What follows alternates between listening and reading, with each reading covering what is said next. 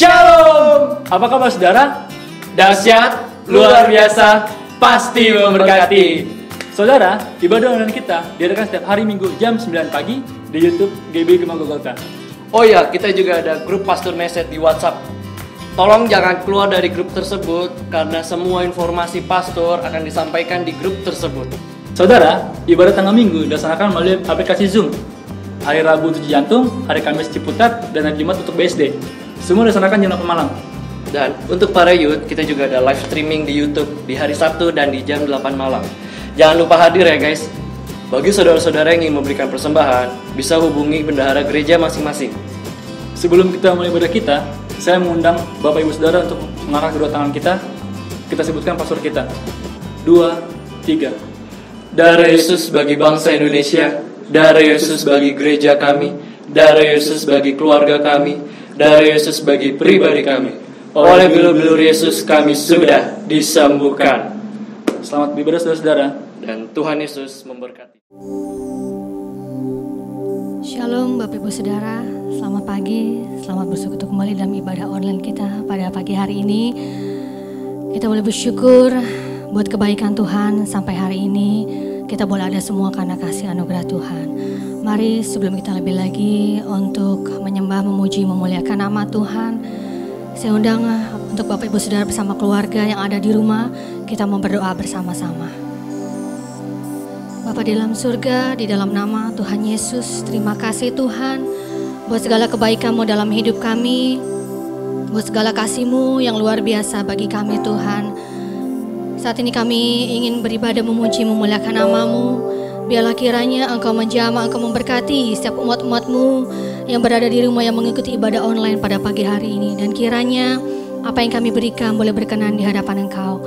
Terima kasih Tuhan Yesus, kami serahkan semuanya kepadamu, hanya di dalam nama Tuhan Yesus Kristus. Haleluya, amin.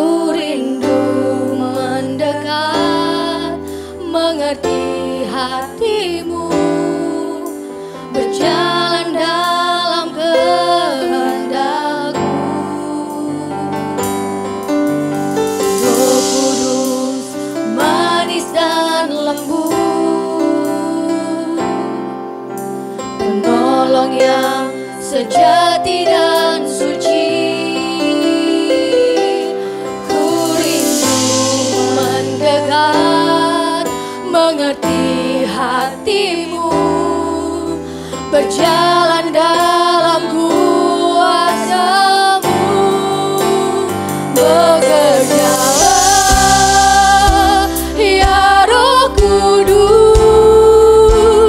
bertatalah lebih lagi urapan-Mu, lawatan-Mu. Kaulah yang ku perlu, Kau terutama di hidupku.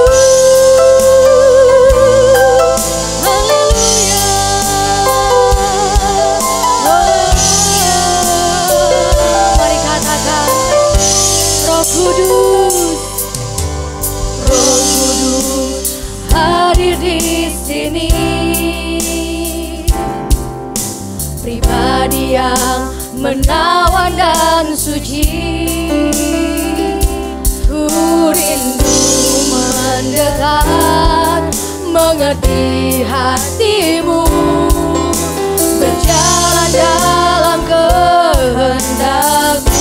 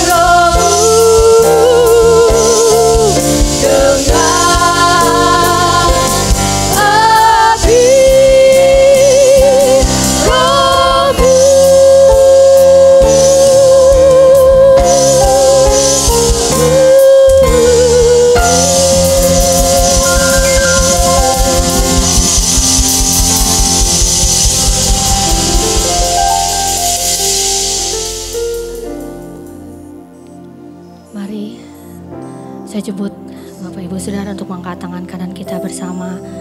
Akui bahwa hanya Dialah Yesus, Tuhan dan Raja bagi kita semua. 2, 3.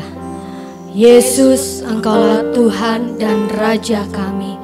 Yesus, Engkaulah Tuhan dan Raja kami. Yesus, Engkaulah Tuhan dan Raja kami. Yesus, Engkaulah Tuhan dan Raja kami. Yesus, Engkaulah Tuhan dan Raja kami. Haleluya, haleluya, haleluya. Shalom Bapak Ibu Saudara dikasih Tuhan. Selamat berjumpa kembali dalam ibadah online kita minggu pagi hari ini. Terpujilah nama Tuhan yang terus menjaga kita, kesehatan kita, iman kita, kebersamaan kita, sehingga kita tetap kompak, tetap sepakat untuk menguduskan waktu di pagi hari ini beribadah bersama-sama walaupun dengan cara online. Saya berharap saudara semua tetap memegang teguh kebersamaan dan kesepakatan kita supaya kuasa ibadah dan kuasa doa kita betul-betul kuat di hadapan Tuhan. Ya, saudara-saudara dikasih oleh Tuhan, dan apabila ada di antara saudara yang sudah mulai kendor, mari saudara-saudara kencangkan kembali ikat pinggang rohani saudara. Perjuangan masih jauh, kita mesti tetap bertahan bersama-sama. Haleluya, puji Tuhan. Bagaimana kabar saudara? Dahsyat, luar biasa, pasti memberkati. Beri kemuliaan bagi nama Tuhan. Tuhan Yesus memberkati. Bapak Ibu Saudara dikasih oleh Tuhan, pada kesempatan pagi hari ini saya mau melanjutkan penjelasan firman Tuhan yang minggu lalu sudah saya sampaikan kepada saudara, bahwa ketika Tuhan ingin berurusan dengan seseorang, maka Dia akan mengutus Roh Kudus. Roh Kudus akan menaruh keinginan Tuhan, kemauan Tuhan di dalam hati orang yang dipilih oleh Tuhan. Dan secara logika kita pasti akan mengamenkan bahwa orang yang dipilih oleh Tuhan itu pasti bukan orang yang sembarangan. Artinya orang itu sudah dianggap oleh Tuhan cukup dewasa, cukup bertanggung jawab, cukup bisa diandalkan.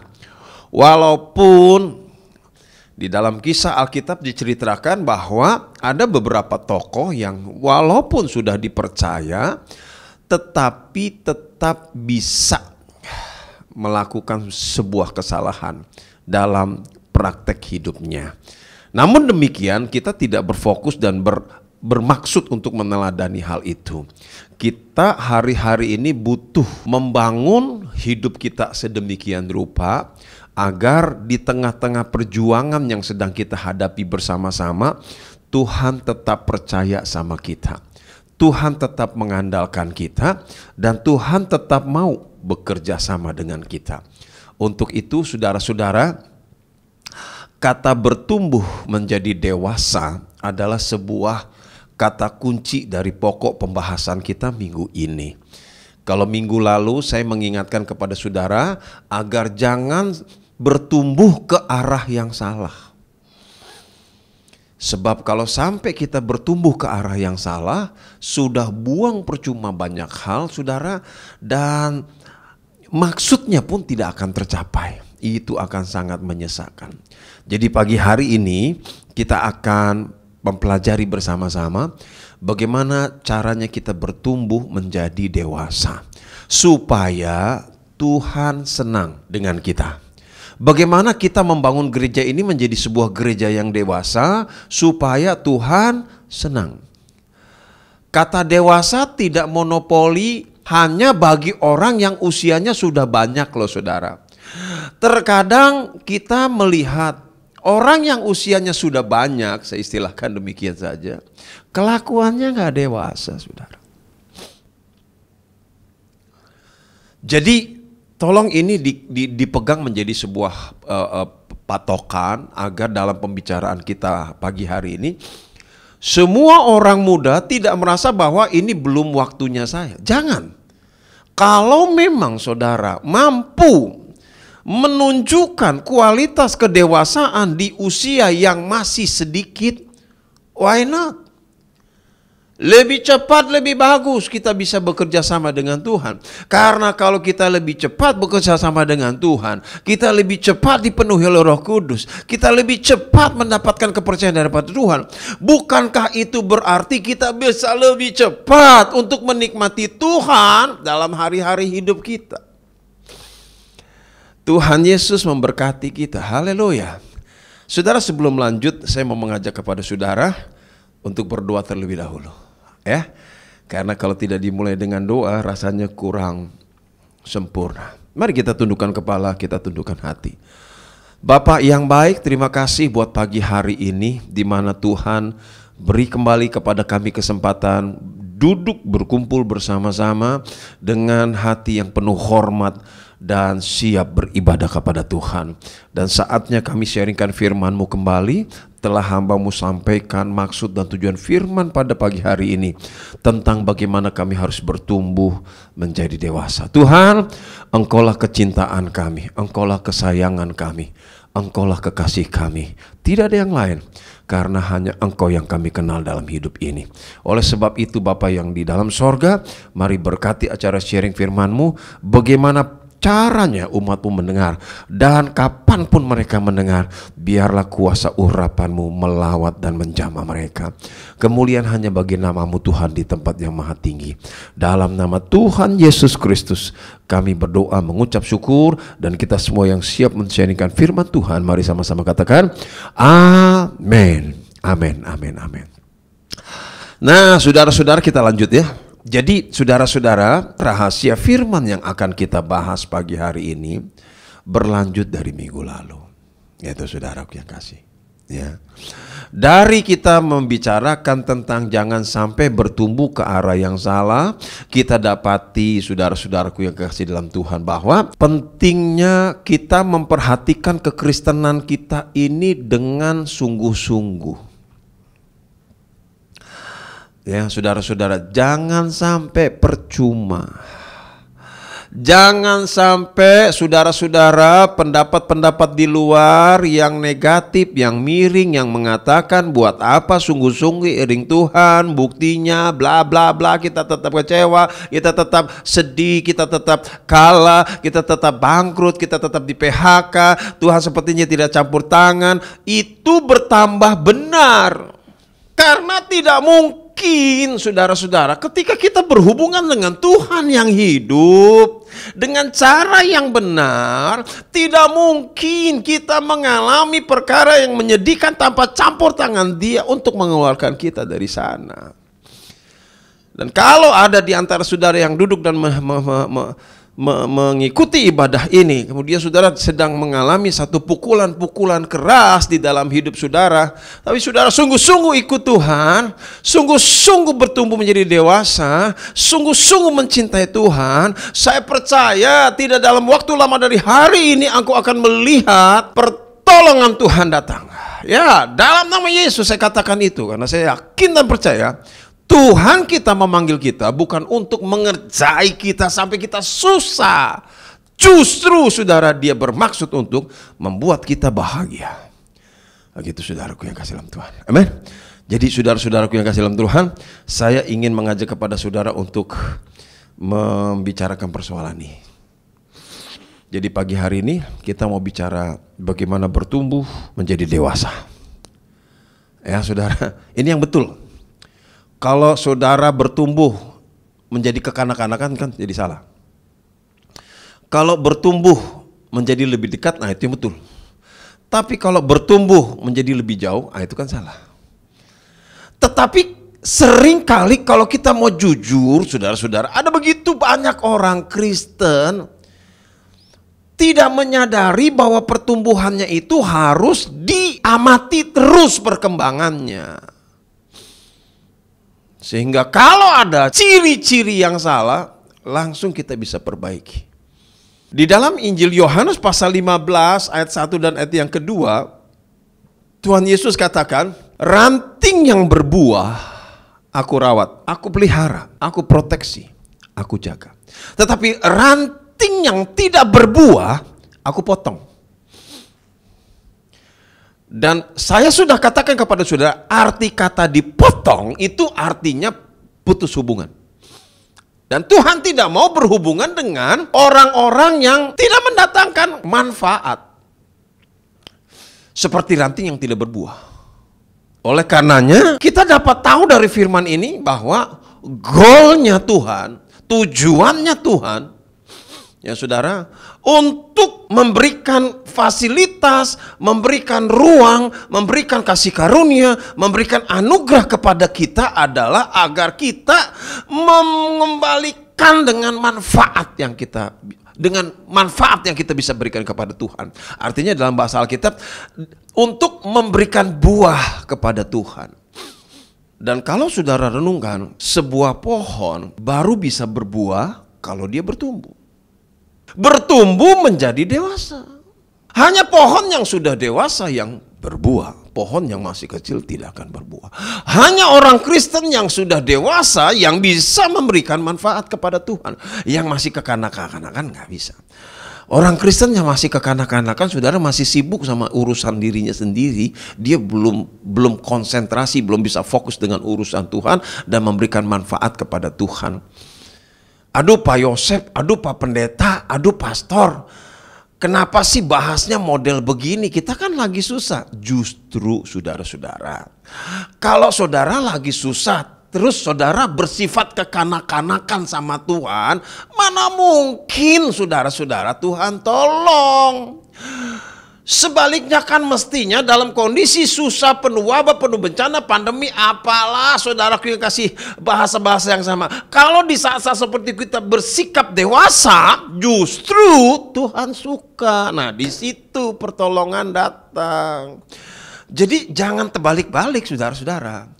Jangan mentang-mentang mungkin saudara punya pengalaman. Saya dulu punya masalah, saya ngambek, saya nggak ke gereja, Tuhan tolong, akhirnya saya ke gereja lagi. Maka teorinya adalah kalau ada masalah ngambek aja kayak anak-anak. Oh my God. Coba saudara renungkan sendiri deh, berapa banyak orang Kristen memiliki pikiran model seperti itu. Betul nggak? Saya lagi susah, saya tidak bisa memberi kepada Tuhan. Saya lagi cekak, saya tidak bisa memberi kepada Tuhan. Saudara-saudara, saya mau kasih tahu. Coba saudara renungkan kebijakan-kebijakan model begini. Banyak kali saudara-saudara tanpa sadar diulang-ulang, alhasil mengecewakan. Tidak dewasa kan? Gitu. Amin. Amin. Nah saudara-saudara, saya pagi ini mau mengajak saudara membaca Yeremia pasal 17 ayat 7 dan 8. Saudara pasti hafal ayat itu. Yeremia pasal 17 ayat 7 dan ayat yang ke-8. Apa yang saya mau bahas lewat ayat ini adalah syarat bertumbuh. Ya saudaraku yang kekasih. Yeremia pasal 17 ayat 7 dan 8 berkata begini. Diberkatilah orang yang mengandalkan Tuhan, yang menaruh harapannya pada Tuhan. Perhatikan ayat yang ke-8. Ini ayat penuh perumpamaan. Dikatakan begini. Ia akan seperti pohon yang ditanam di tepi air, yang merambatkan akar-akarnya ke tepi batang air, dan yang tidak mengalami datangnya panas terik, yang daunnya tetap hijau, yang tidak khawatir dalam tahun kering, dan yang tidak berhenti menghasilkan buah. Haleluya. Ayat 7 dikatakan diberkatilah orang yang mengandalkan Tuhan. Karena memang Tuhan bisa diandalkan.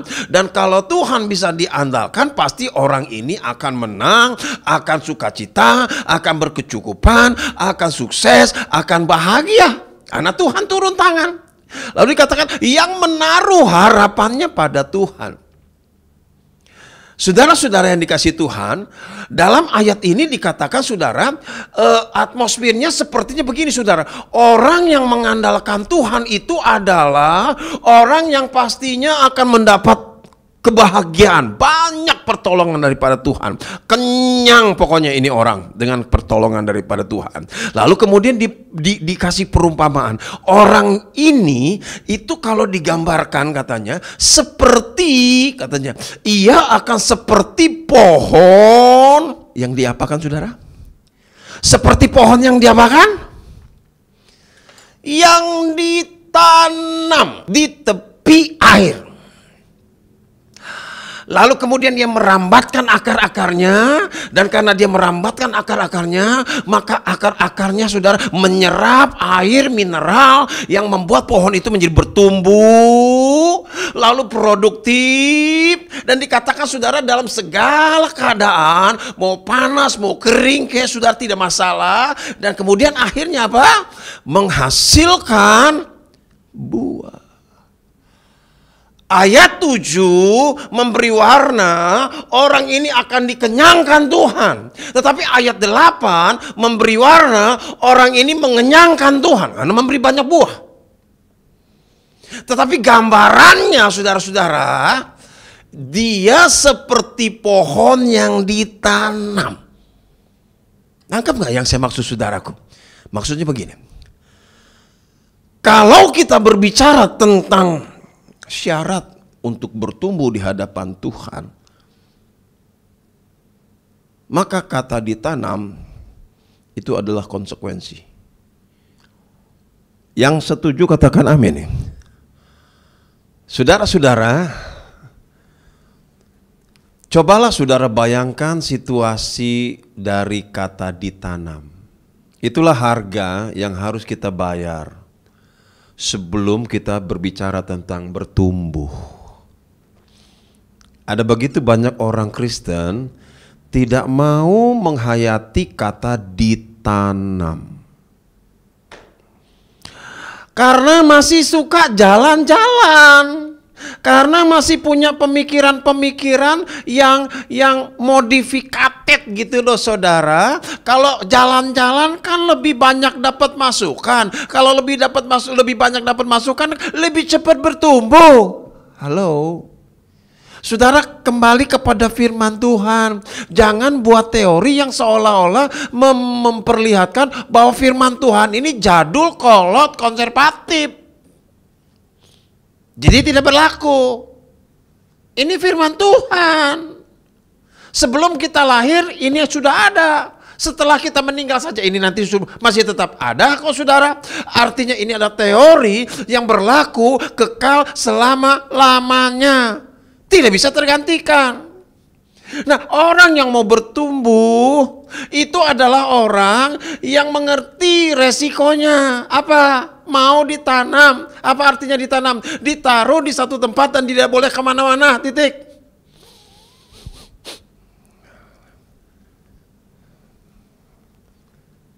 Amin. Ini dalam bahasa yang gaul, sekali Yesus tetap Yesus. Sudah, apapun resikonya, telan. Jangan kemana-mana. Sekali cinta Tuhan, sudah, nggak usah macam-macam teori lagi. Sudah, apapun yang mengkhawatir, nggak usah dipikirin. Memang betul-betul kita mau pertaruhkan hidup di sana. Nah, gitu kira-kira, saudara-saudara. Ya, saudara-saudara. Jadi lewat sharing firman dari Yeremia pasal 17 ini yang saya mau ambil adalah ada dua hal. Pertama, kalau seseorang sudah punya hubungan bagus dengan Tuhan, dia mengandalkan Tuhan, dia pasti akan dikenyangkan Tuhan dengan banyak pertolongan. Tetapi saudara-saudaraku yang kasih, hal kedua adalah dia digambarkan seperti sebuah pohon yang ditanam, yang saudara, disuplai matahari, air, segala macam. Dia bertumbuh menjadi dewasa, lalu dia mengenyangkan Tuhan dengan buah. Nah, ini balancing namanya. Marilah saudara-saudara, mengertilah. Yuk, sekarang kita mesti fokus, ya. Fokus bukan untuk mengenyangkan ego kita, tapi fokus untuk bertumbuh menjadi dewasa. Itu saudaraku yang kekasih. Amin.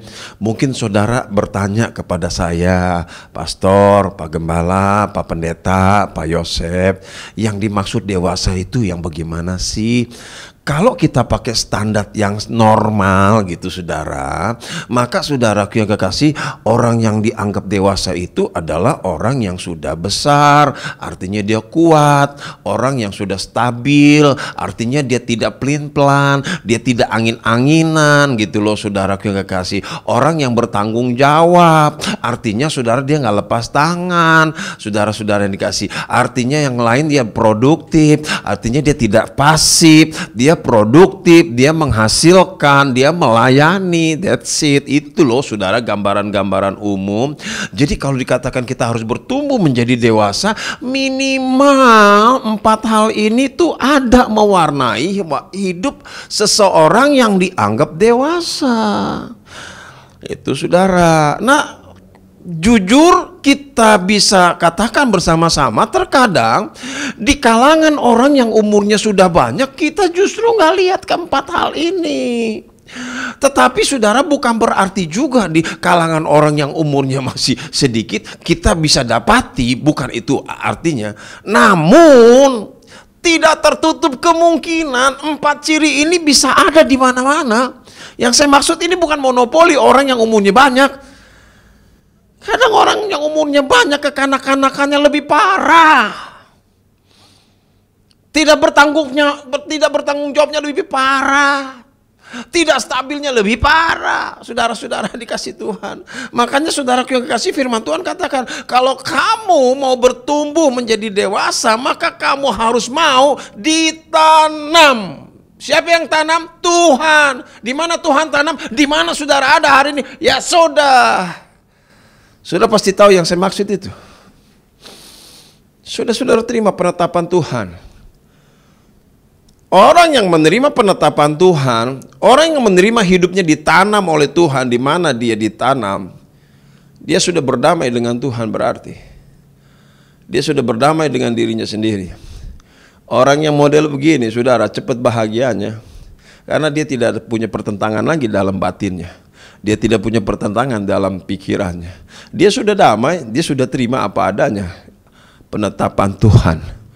Paham itu saudaraku yang kasih. Amin. Aduh saudaraku yang kekasih, ini luar biasa. Saya merasa hari-hari ini Tuhan terus menuntun jalan firman yang perlu kita tahu, yang perlu kita sadari gitu loh saudaraku ya. Sehingga kita tidak terjebak dalam cara-cara yang salah, sikap-sikap yang salah. Itu saudaraku yang kekasih. Bahkan di tengah-tengah pandemi begini, ini malah saya rasa lebih cocok.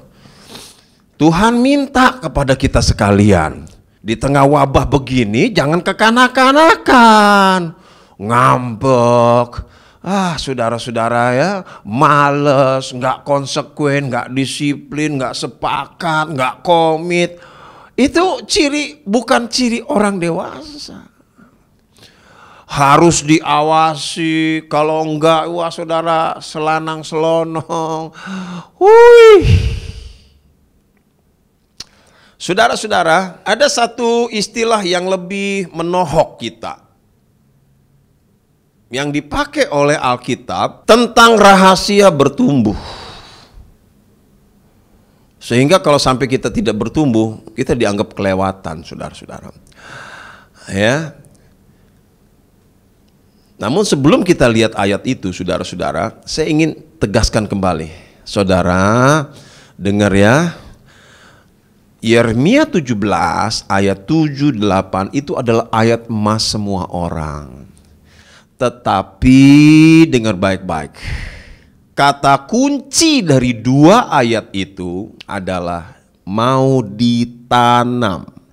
Mau ditanam, mau ditanam, artinya mau ditanam.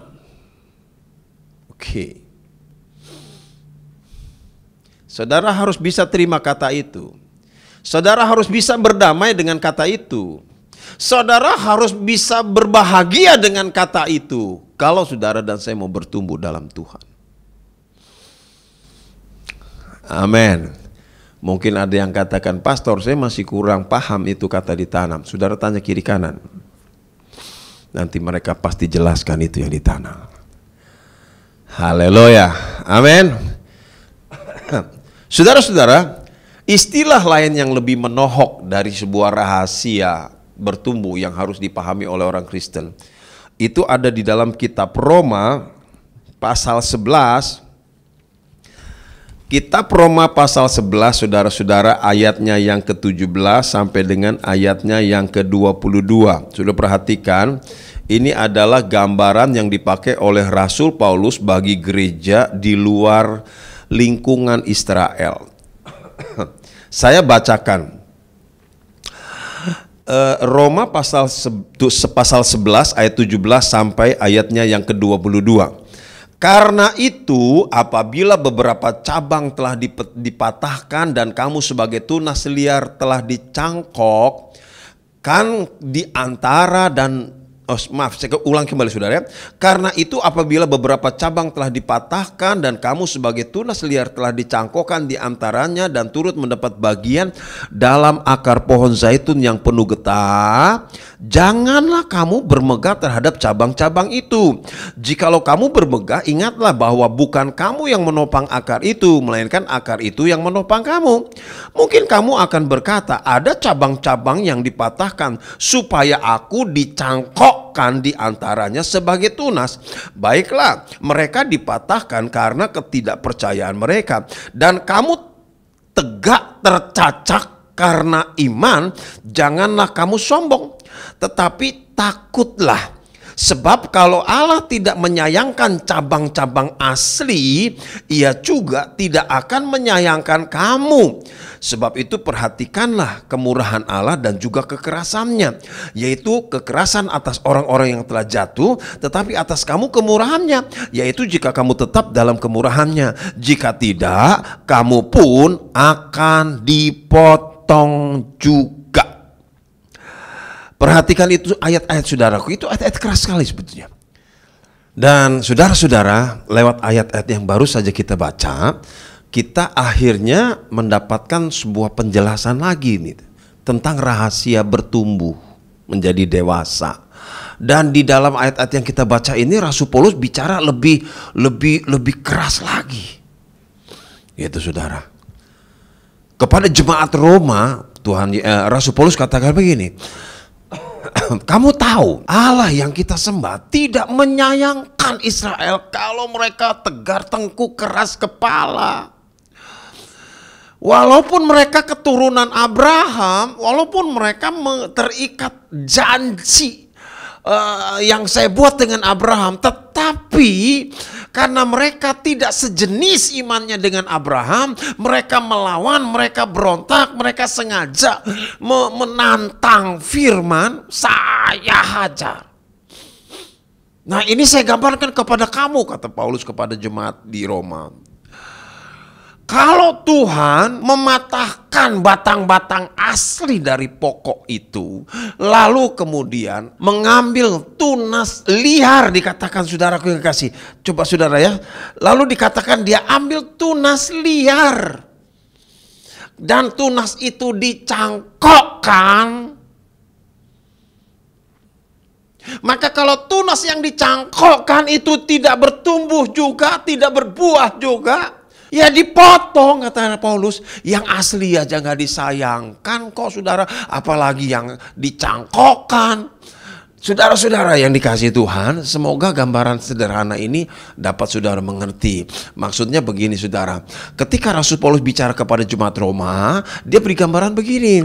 Jemaat Roma, kalian harus bertumbuh, kalian harus dewasa, kalian akan dikenyangkan Tuhan. Setelah itu kalian akan mengenyangkan Tuhan dengan buah-buah rohani kalian. Jangan seperti Israel Itu saudaraku. Karena mereka tidak bertumbuh, tidak dewasa, tidak berbuah, dipotong. Kalian ini seperti tunas liar. Bayangkan saudara, tunas liar. Lalu dipotong, dicangkokkan. Anugerah yang digambarkan oleh Rasul Paulus adalah pencangkokan itu. Anugerah Tuhan yang digambarkan Paulus adalah tunas liar itu dicangkokkan, diberi kesempatan hidup di batang pohon yang sehat, yang subur, di batang pohon Allah. Jadi orang-orang Kristen di luar Israel, termasuk kita, tolong ngertilah sedikit. Di mata Tuhan kita diberi gambaran seperti tunas liar. Tunas liar yang dipotong di tengah hutan, diberi kesempatan dengan cara dicangkokkan. Diberi kesempatan dengan cara dicangkokkan. Ingat ya saudara, diberi kesempatan dengan cara dicangkokkan. Apa arti kata dicangkokkan? Saudara, disatukan, diikat di satu tempat.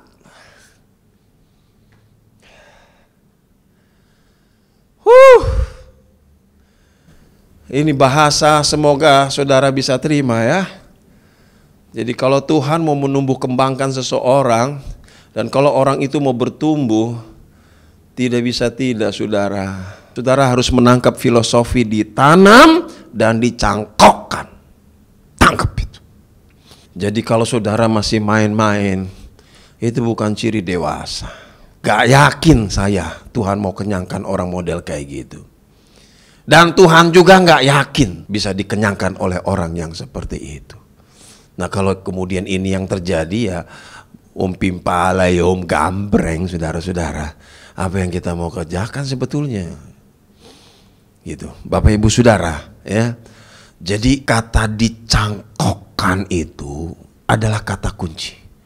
Akhirnya Paulus katakan, kalau kamu sudah dicangkokkan, dalam bahasa rohani, kamu sudah diberi anugerah, diberi kesempatan, diberi kasih karunia, diberi fasilitas, padahal kamu liar. Arti kata liar tuh gak keurus, gak ada yang tanggung jawab, mau mati, mau hidup, terserah. Tapi sekarang saudara dicangkokkan, artinya ada yang urus, ada yang bertanggung jawab, ada yang perhatikan, ada yang rawat. Tapi kalau sampai sudah mendapatkan fasilitas seperti itu, tidak bertumbuh juga, tidak jadi kuat juga, tidak jadi bertanggung jawab juga, tidak jadi stabil juga, tidak jadi, saudaraku yang kekasih di dalam Tuhan, produktif juga. Potong aja. Itu ancaman untuk orang Kristen. Saudara jangan pikir jadi orang Kristen gak ada tanggung jawabnya di ujung jalan. Dikejar Tuhan, saudara-saudara. Hati-hati, hati-hati. Jangan terlalu sering memberi telinga untuk dibisikin dunia dan setan. Nanti saudara lupa yang Tuhan mau apa. Gitu, saudara ya. Maka saudara sekali lagi saya mau katakan, ini firman penting. Saya tidak sedang menuntut saudara, tapi saya tahu Tuhan sedang menuntut kita semua. Ayo di tengah-tengah situasi apapun tetaplah bertumbuh. Jadilah dewasa. Ini standar yang normal, tahu nggak saudara? Standar yang normal itu yang saya katakan tadi itu saudara. Orang yang dewasa itu saudara kuat. Karena orang bertumbuh makin lama makin kuat. Orang dewasa lebih kuat daripada anak-anak. Orang dewasa lebih stabil daripada anak-anak.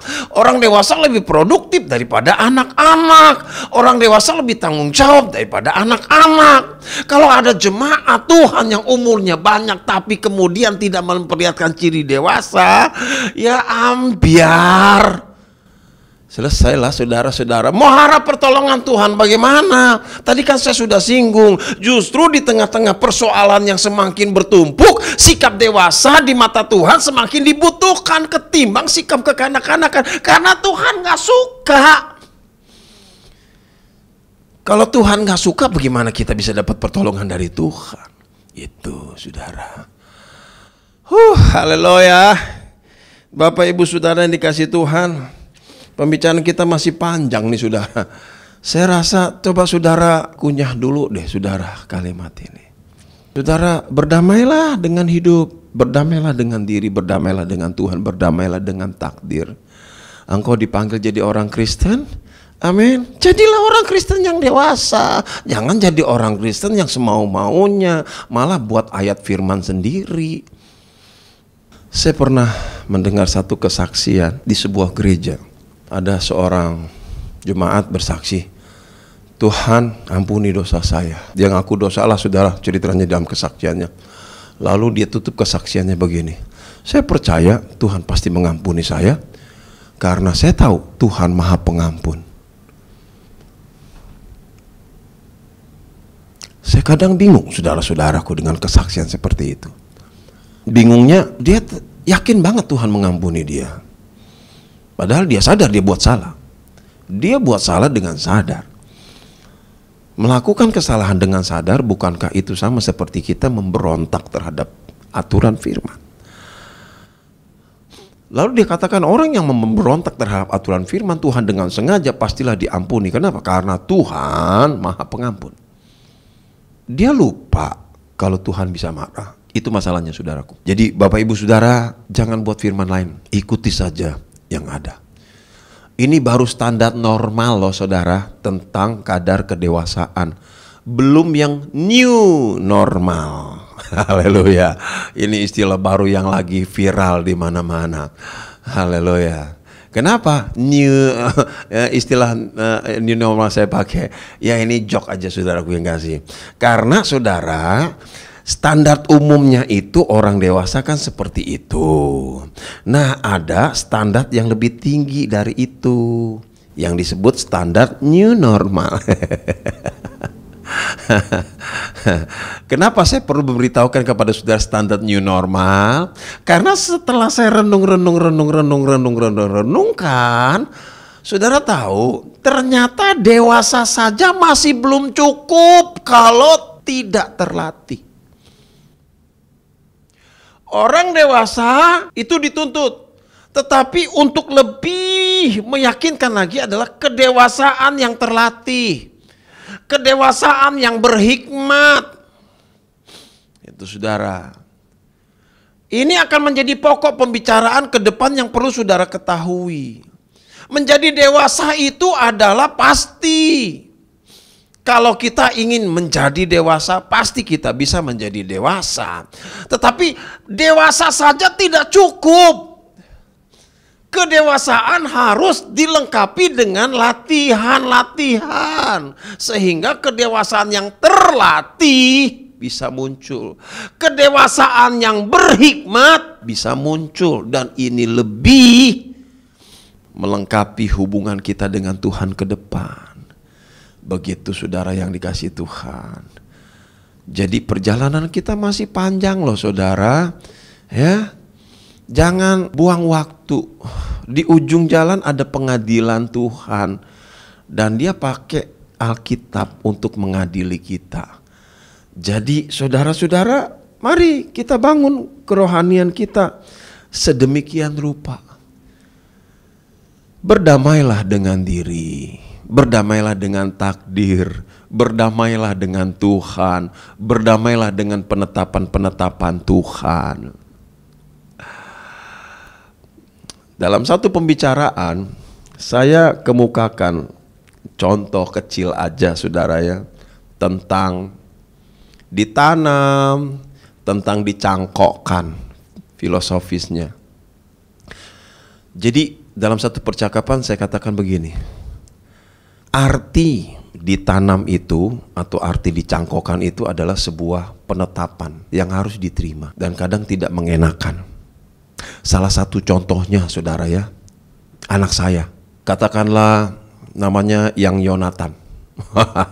Saudara kenal Yang Yonatan itu ya, yang rambutnya dicukur modern sekarang. Dia ditanam Tuhan jadi anak saya.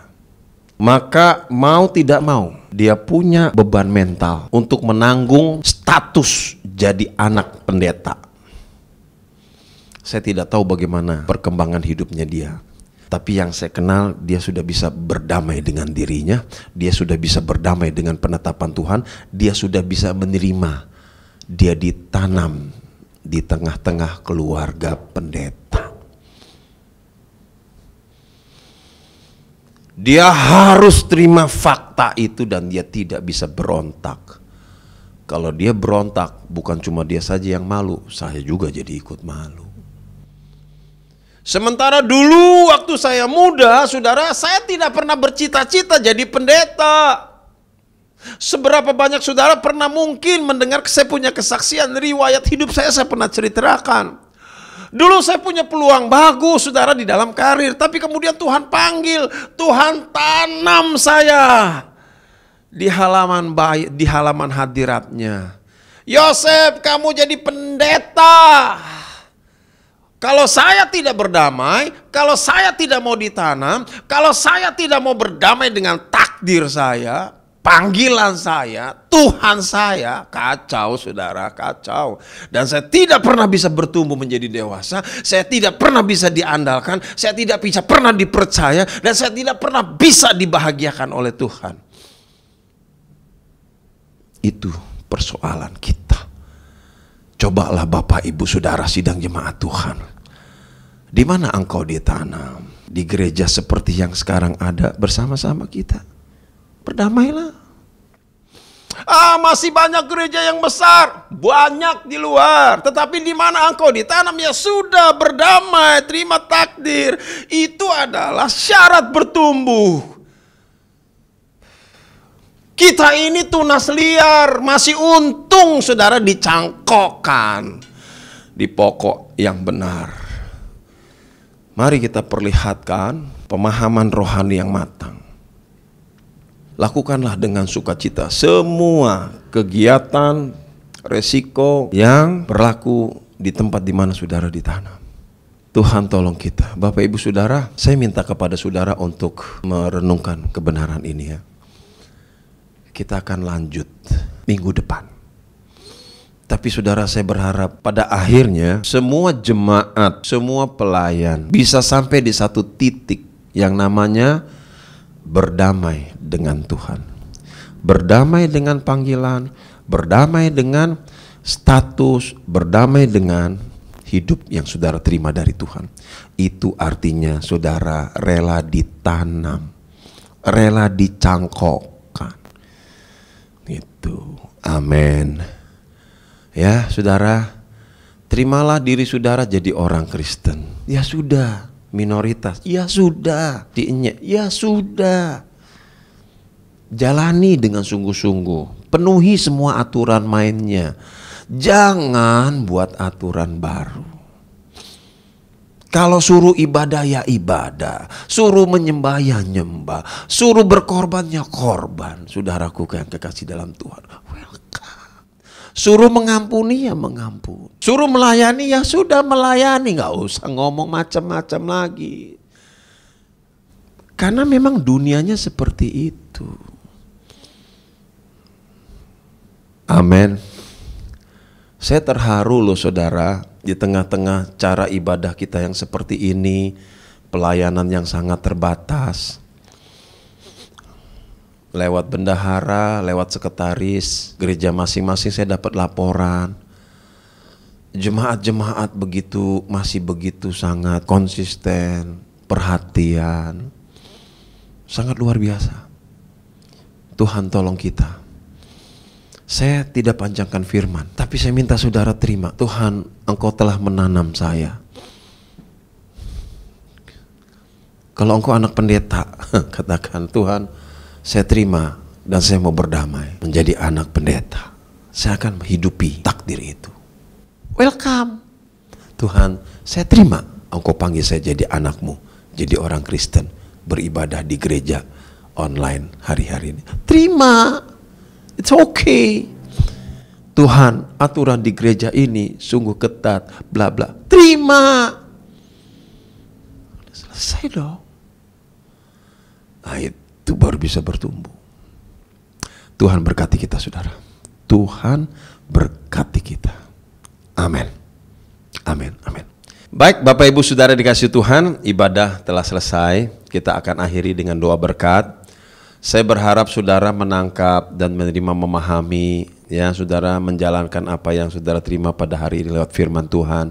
Saya sungguh-sungguh merindukan saudara ditolong oleh Tuhan. Ya, makanya saya terus berusaha mengikuti hatinya Tuhan. saya tidak bermaksud ingin menyenangkan hati saudara dengan firman ini. Saya mau menyenangkan hati Tuhan. Karena kalau hati Tuhan senang, maka salah satu permintaan saya adalah Tuhan tolong senangkan jemaat yang kau percayakan dalam pelayanan yang saya punya. Itu gitu saudara ya. Saudara sampai berjumpa kembali. Terus dukung pekerjaan Tuhan dengan doa yang tulus, dengan persembahan yang tulus.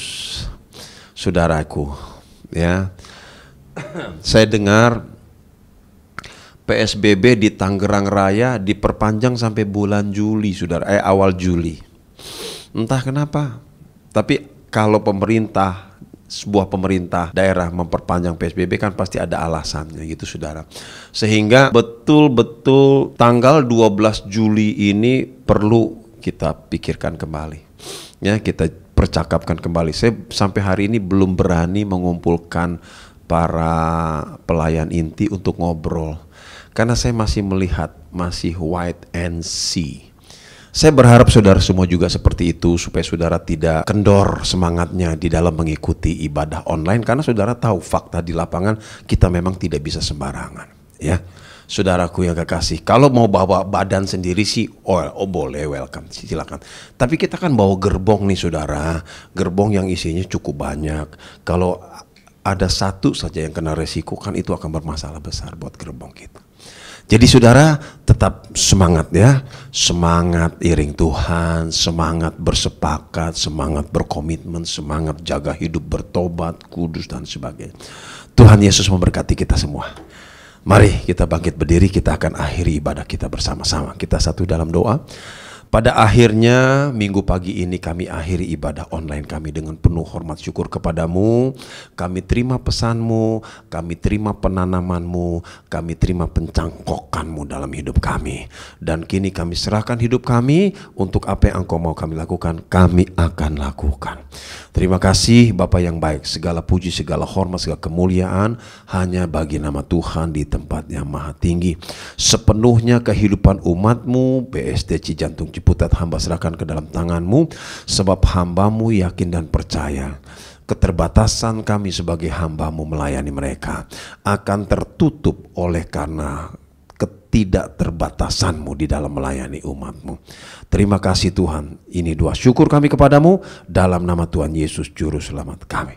Dan sekarang Bapak Ibu Saudara dikasih oleh Tuhan, mari tadakan kedua tanganmu, lurus hati di hadapannya, terima berkat Tuhan.